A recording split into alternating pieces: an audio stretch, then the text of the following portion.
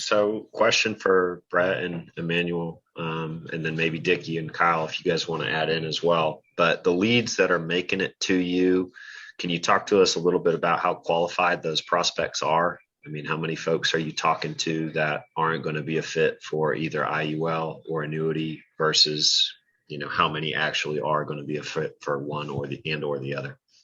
I'll leave it to you guys. Hey, RJ, my average app is, because I was trying to figure it out the other day, my average IUL app, AP, not Target, AP is about 500 a month. And I've had one guy did 5,000 a month, and we're just waiting for him to go through the underwriting, largest IUL case I've ever submitted. And I had another guy who dumped 1,200 a month. I had another woman, $1,000 a month.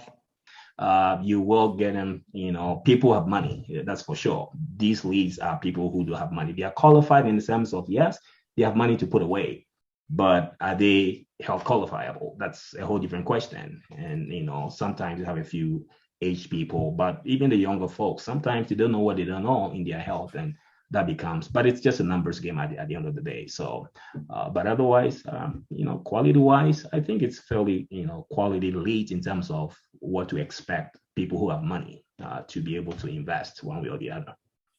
That's that. Brett. So Brett, go ahead, Harry. In this market, what percentage of your AP would you say is target, roughly, on average?